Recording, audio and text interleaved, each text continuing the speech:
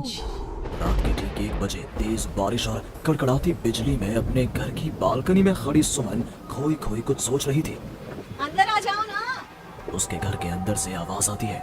तब भी सुमन काले अंधेरे में खड़ी न जाने किसका इंतजार कर रही थी, जिसमें से एक औरत अपने 2 बच्चों के साथ उसके पास वाले घर में लाल रंग की एक कार से उतरती है और बारिश में भागती हुई सामने वाले घर में चली जाती है।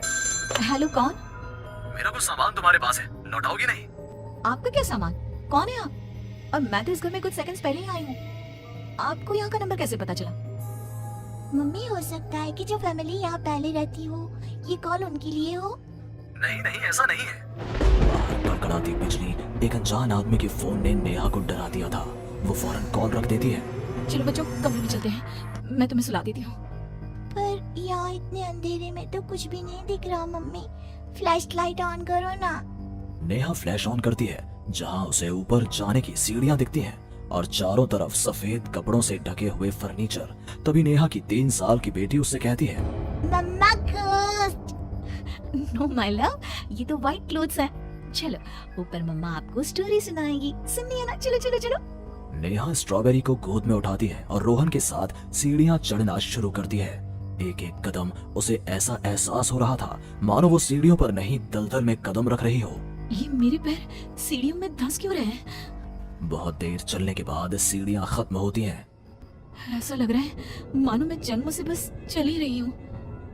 जैसे तैसे थकी हारी नेहा ऊपर कमरे में पहुंचती है। जैसे ही फ्लैश बेड पर पड़ता है, वो देखती है कि उसके दोनों बच्चे पहले से ही बिस्तर पर सो रहे हैं। मेरा सर चकरा रहा है। बच्चे तो मेरी गोद में थे, यहाँ कैसे आ गए? और वो भी मुझसे पहले। नेहा कुछ समझ नहीं पाती और बेसुध होकर जमीन पर गिर पड़ती है। अगली सुबह उसकी आंखें सूरज की किरणें चेहरे पड़ने से खुलती हैं। नेहा बालकनी में जाती है, जहां उसे सुमन अपने बालकनी में खड़ी दिखती है। ऐसा लग रहा था मानो सुमन रात भर से वहीं खड़ी थी। सुमन नेहा को मुस्कुराकर देखती है। हेलो, मैं यहाँ कल ही शिफ्ट हुई हूँ। मेरे हस्बैंड का यहाँ ट्रांसफर हुआ है। आसपास कहीं घर ही नहीं मिला, तब 40 किलोमीटर दूर यहाँ ये घर मिला। आप यहाँ पर कब से हैं? पता नहीं, सालों हो गए, यहाँ कोई आया ही नहीं। पर अब तुम आई हो तो राहत सी लगी। आओ ना घर पर। हाँ हाँ, क्यों नहीं, मुझे भी कंपनी मिल जाएगी। वैसे कल रात ना यहाँ कुछ अजीब महसूस किया मैंने। मैं आकर बताती हूँ। नेहा सुमन से मिलने उसके घर जाती है और पिछली रात हुए इंसिडेंट के बारे में उसको बताती है। ये तो कुछ भी नहीं है नेहा। ऐसे तो कई इंसिडेंट्स मेरी एक फ्रेंड के साथ भी हुए हैं और रोज होते ही हैं। सुमन अपनी कार में बैठी अपने नए ठिकाने की ओर बढ़ रही थी। जंगल के बीच से गुजरती वो खुद से कहती है, ये सिविल इंजीनियर्स की लाइफ ना बड़ी मुश्किल है। कहाँ जंगल झाड़ी में रहना पड़ेगा। कार एक घर के पास रुकती है। लीजिए मैडम, हम आ गए। आपको कुछ जरूरत हो तो मुझे कॉल कीजिएगा, मैं ये बगल वाले घर में ही हूँ। सुमन घर के अंदर जाती है। डाइनिंग टेबल पर पहले ही खाना रखा हुआ था, पानी का ग्लास भी। टीवी ऑन ही था। ऐसा लग रहा था मानो अभी अभी यहाँ कोई था या है। चलो, कंपनी अच्छी है, सब अरेंजमेंट्स मेरे आने के पहले ही कर रखे हैं। सुमन खाने की टेबल पर बैठती है, जहाँ 5 लोगों का खाना परोसा हुआ था। 5 प्लेट किसके लिए सर्व कर दिया? हाथ है। सुमन अपनी प्लेट से खाना शुरू करती है और उसी वक्त बाकी 4 प्लेटों से भी खाना गायब होने लगता है। प्रमिल, कहाँ हो तुम प्रमिल? सुमन भागती हुई अपने ड्राइवर के घर पर जाती है। सुमन क्या देखती है कि प्रमिल जमीन पर गिरा हुआ है। फर्श पर हर तरफ खून ही खून। प्रमिल के मुंह से भी खून आ रहा था। वो कराहता हुआ कहता है, मैम, यहाँ रूहें रहती हैं, ये आपको भी नहीं छोड़ेंगी। ये कहते कहते ही प्रमिल दम तोड़ देता है और सुबह के 11 बजे अचानक ही अंधेरा छा जाता है। चारों तरफ से अजीबोगरीब आवाजें आने लग जाती हैं। मम्मी आई, अरे कोई खाना देगा क्या मुझे? अरे जैसे सुनिए ना, प्लीज प्लीज मुझे मत मारो। पापा बचाओ, ये लोग कौन है? सुमन अपने दोनों हाथों से अपने कान को बंद कर लेती है और जोर जोर से चीखती है। अचानक एक सन्नाटा चारों ओर फैल जाता है। सुमन प्रमिल के घर से बाहर निकलती है। चारों ओर घुप अंधेरा, वो भी कुछ देख नहीं पाती और वापस अपने घर की ओर लौट आती है। इससे अच्छी तो मौत होती, ये मैं कहाँ फंस गई। मम्मा गोदी। अरे सुमन, क्या मरने वरने की बात करती रहती हो? जाओ मेरे लिए चाय बनाओ। ये कौन बोल रहा है? तभी अचानक से घर की लाइट्स ऑन हो जाती हैं। सुमन देखती है कि वो किचन में है।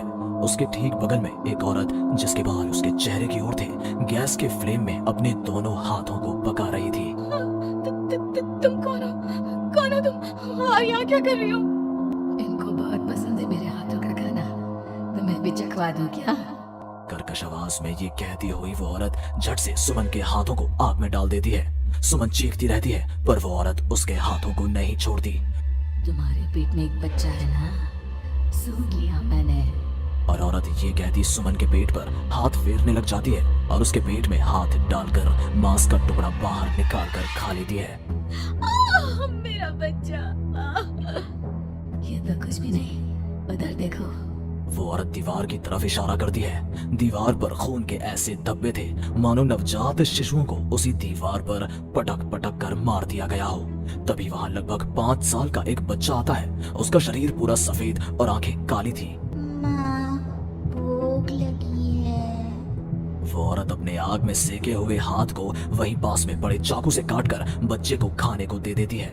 सुमन तो समझो अब मर ही चुकी थी। इतना कुछ देखने के बाद कौन ही जिंदा रह सकता था। अब उसका शरीर भी गवाही दे रहा था। एक कदम भी चलना मुश्किल था। वो दीवार को पकड़ पकड़ कर बाहर हॉल में आती है, जहां डाइनिंग टेबल पर 5 लोगों को बैठा देखती है। बिना सर का एक आदमी टेबल पर अपने बीवी और 3 बच्चों के साथ बैठा था। सभी सुमन की ओर देखते हैं। मम्मी, तुम मेरी मम्मी बनोगी। यहाँ हमारी जैसे बहुत से लोग रहते हैं, बहुत सारे। फिर उस लड़की का क्या हुआ? वो अब जिंदा है? हाँ, उन लोगों को एक जिंदा इंसान भी चाहिए था, जिसे वो रूहें रोज मारे, रोज। पता नहीं कितनी ही रूहें हैं, आज भी 1-2 तो दिखी जाती हैं। वो लड़की तो बस निकलने का राह ढूंढ रही है। पर वो निकलेगी कैसे? क्या कोई तरीका है?